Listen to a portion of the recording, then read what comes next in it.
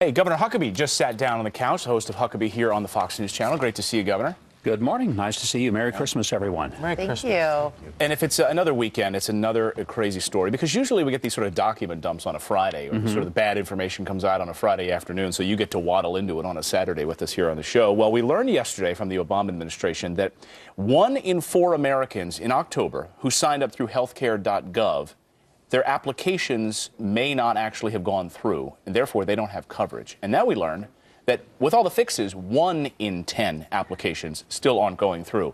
So when that deadline reaches on December 23rd, and you think you have coverage on January 1st, you may not have coverage. What do you make of this latest revelation? It's an ongoing disaster, and I think people need to realize, as bad as the website is, and it's clearly been a train wreck, it's nothing compared to what happens when people finally get into Obamacare. And now we're learning that, for example, in states like Washington State, 9 times more people signed up for Medicaid than to pay for insurance.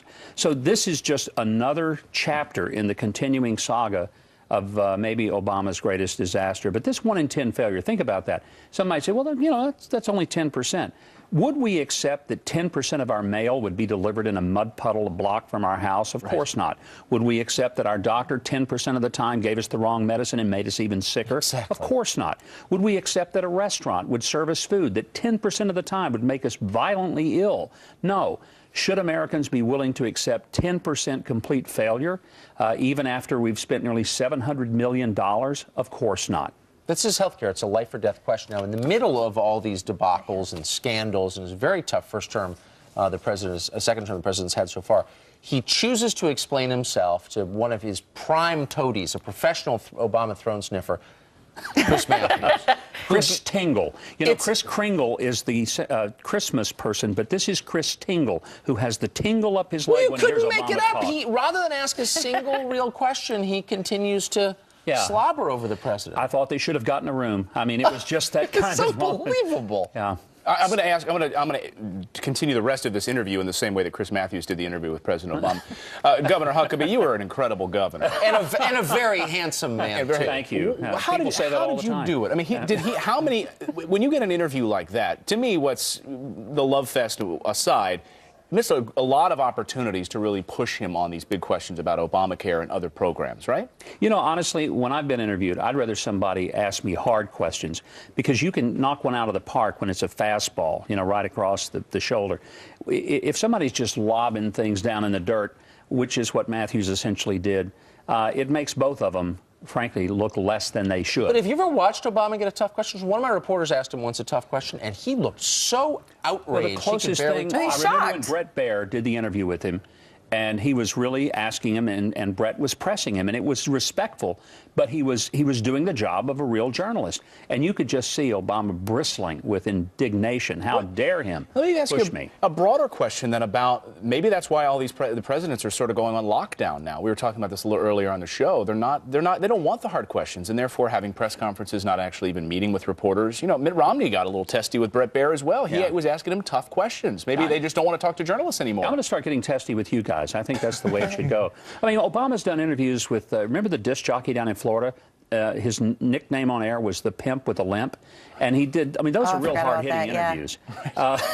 At the same time, he wouldn't do interviews with people on Fox News channels at MSNBC instead. Right. And the president clearly surrounding himself with people who, you know, are drinking the Kool-Aid as well, which, you know, is something that they do. But Valerie Jarrett was recently quoted as saying that the reason that President Obama possibly hasn't met with Kathleen Sebelius is because he's so extraordinary that he doesn't do what ordinary people do. And maybe that's why we don't understand all of his actions. I'm going to use that excuse around my house. Right, but Jay Carney, on the other hand, just yesterday said, of course they've met a bunch of times. It's just not on the record. Do you buy that? Do you believe that they've met? No, because the White House logs are pretty thorough. If for no other reason, for historical purposes, they want to keep those logs so that they can recreate in case they're ever subpoenaed, in case they're ever asked questions. You know, she just didn't show up with the logs. I think the review's pretty thorough here. But wouldn't it be, I mean, just following on something Valerie Jarrett said, wouldn't it be easier, rather than go through this whole Obamacare mess, just to have sick people touch the hem of Obama's garment and be healed? Well, that's a great idea. But I think he alluded to something in an interview with Matthews about his management style, how that, it's not his management style. It's the fault of the internal bureaucracy of the government. But that is an issue of his management style. Good managers understand you see the whole field of play. You take the problem.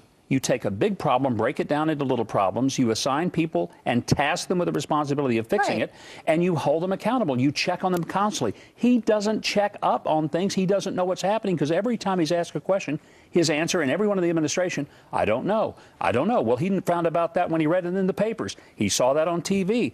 This is the most amazing president who is unaware of what he's managing. This is what the president said during that interview about his management style. Let's listen. The challenge, I think, that we have going forward is not so much my personal management style or particular issues around White House organization. It actually has to do with what I referred to earlier, which is we have these big agencies, some of which are outdated, some of which are not designed properly. Well, if he's got a big government that's not working well, why would we throw health care into it? I mean, that's like saying we've got a problem. All of our clothes are getting eaten up by the grinder. So let's throw our hands in there too, along with our clothes. That's the most amazing reason to not trust Obamacare. He just gave it to us, and he didn't realize One it. of our supervisors habitually shows up drunk. Let's give him more responsibility. What do you say? And a liquor cabinet in his office. Why not? Hey, Governor, are you ready for the rumors to begin swirling once again around another presidential run? I know you just went through this for 2012 election. Can you handle 2016? It looks like rumors are swirling that they want you to throw your hat into the ring again. Well, the rumors are always coming and going. But the biggest question would be, would that mean I'd have to quit being on Fox and Friends on Saturday? No. Emphatically. I want to speak for our producers and say. Okay, all right, I'm just checking. Because this is one of my favorite things of the week. I covered you last time. That was fun. At least from our point of view, it was really fun. I had a great time. I really did. I know it's one of those things you're not supposed to enjoy, but I actually enjoyed the connection with people. And campaigns don't have to be miserable. They can really be an energizing experience. You know why? Because you were tried and true. I mean, it's unbelievable. He remembers everybody's names and where they're from and different things about them. So I imagine you are just a rock star on the campaign trail. Well, I wouldn't go that far. But, it's an enormous experience to be able to really touch America and to understand what this country is about. Get away from the coast. Find out that the real heart of America is in people who drive trucks and put plates on tables and just do hard work and don't ask a whole lot for it. They just like to be left alone, raise their families. So let me ask you a tough question. These group of Iowa pastors are going to meet with you privately next week, trying to maybe show their concerns about the 2016 race. They want you to throw your hat into the ring. What will you tell them? I'll tell them that it's something that I'll certainly consider, but it's not something. It's 2 years away. I mean, it's way too early for somebody to say, this is what I'm going to do. I think it's one thing to say, I'll look at it, but it's a totally different thing and inappropriate, certainly until we get through the 2014 elections. Your mind is not shut to the idea. Well, no. I mean, you can't come to this point of life having run before and come pretty darn close to getting the nomination to just completely dismiss it. You got to watch Huckabee tonight, 8 p.m. on the Fox News Channel. Governor, great seeing you. Good to see you guys. Have a good day. Thanks.